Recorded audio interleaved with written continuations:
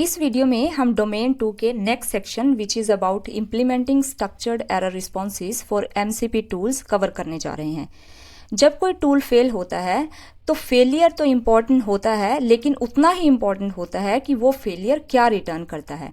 अगर कोई टूल सिर्फ इतना जेनेरिक मैसेज रिटर्न करे कि समथिंग वेंट रॉन्ग, तो क्लॉड के पास नेक्स्ट डिसीजन लेने के लिए ऑलमोस्ट कोई यूजफुल इन्फॉर्मेशन नहीं होती और इसी वजह से रिकवरी भी वीक हो जाती है।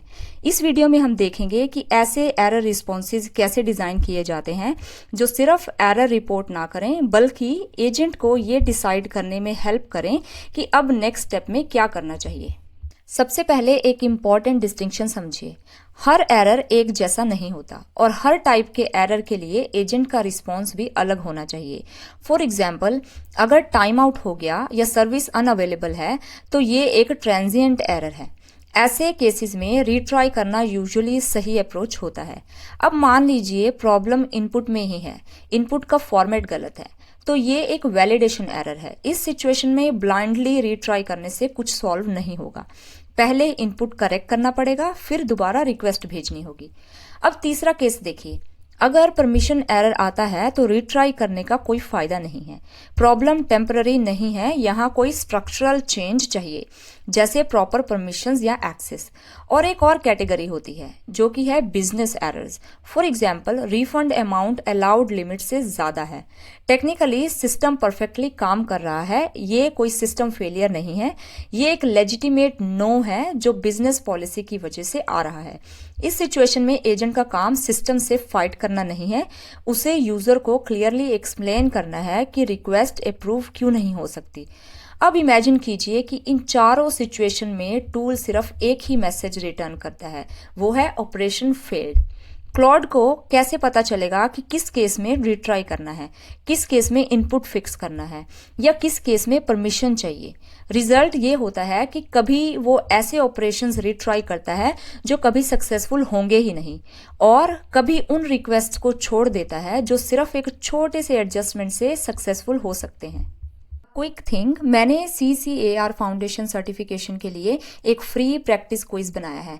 इसमें 20 क्वेश्चंस हैं और एग्जाम के सारे 5 डोमेन्स उसमें कवर होते हैं।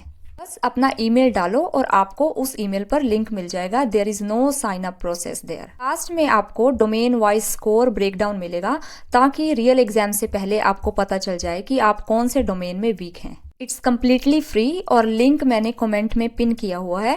Please go try it and let me know your score and I hope this will help you. Let's get back to our main topic now.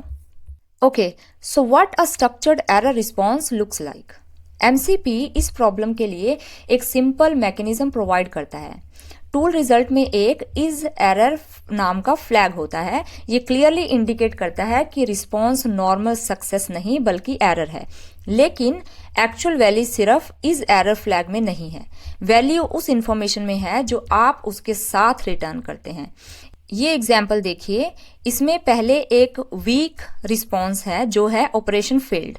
इस रिस्पॉन्स से क्लॉड को प्रैक्टिकली कुछ भी यूजफुल इंफॉर्मेशन नहीं मिलती।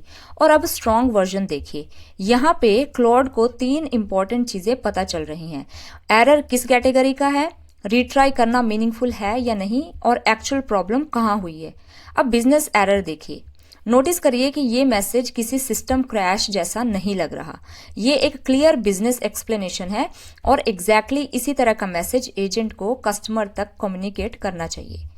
एक और डिस्टिंक्शन है जो बहुत लोग एक्सीडेंटली इग्नोर कर देते हैं और वो काफी इंपॉर्टेंट है। अगर कोई टूल सक्सेसफुली रन हुआ है लेकिन उसका कोई रिजल्ट नहीं मिला तो वो फेलियर नहीं है। For example, customer search successfully execute हुआ लेकिन मैचिंग कस्टमर मिला ही नहीं, ये परफेक्टली वैलिड रिस्पॉन्स है।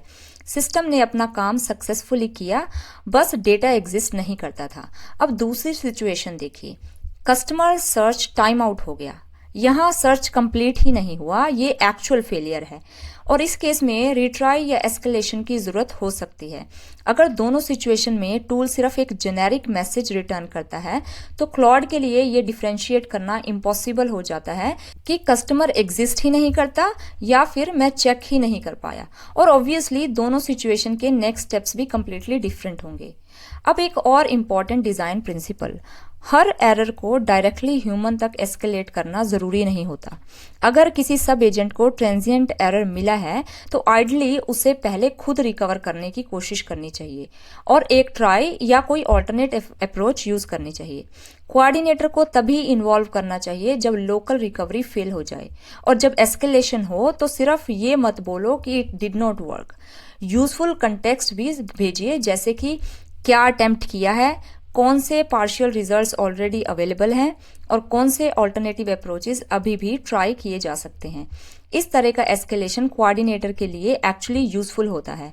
उसे रिकवरी डिसीजन लेने के लिए इनफ कंटेक्स्ट मिलता है, वरना कोऑर्डिनेटर भी सिर्फ कंफ्यूजन को आगे पास करता रहता है और प्रॉब्लम सॉल्व ही नहीं करता।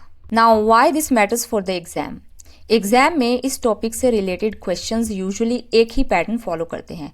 आपको डायरेक्ट डेफिनेशन या थ्योरी याद रखने की जरूरत नहीं पड़ती, उसकी जगह आपको प्रोडक्शन में एक सिम्टम दिया जाता है। फॉर एग्जाम्पल, एजेंट बार बार ऐसी रिक्वेस्ट रिट्राई कर रहा है जो कभी सक्सेसफुल हो ही नहीं सकती, या फिर वो एक ऐसी रिक्वेस्ट पर गिव अप कर देता है जो सिर्फ एक छोटी सी करेक्शन से सक्सेसफुल हो सकती थी, या फिर वो एम्प्टी रिजल्ट और फेल्ड लुकअप के बीच का डिफरेंस ही आइडेंटिफाई नहीं कर पाता।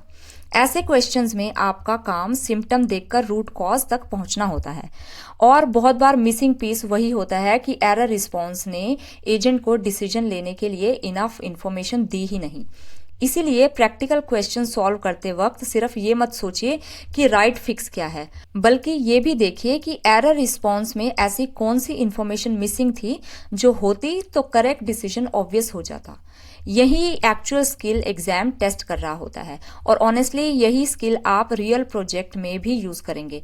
जब प्रोडक्शन में डीबगिंग करनी होगी तब भी आप सिम्टम से स्टार्ट करेंगे और मिसिंग इन्फॉर्मेशन आइडेंटिफाई करके रूट कॉज तक पहुंचेंगे। एग्जैक्टली वही थिंकिंग एग्जाम में भी एवेल्युएट होगी। Next video is about distributing tools across agents and configuring tool choice so the model calls a tool exactly when you need it to.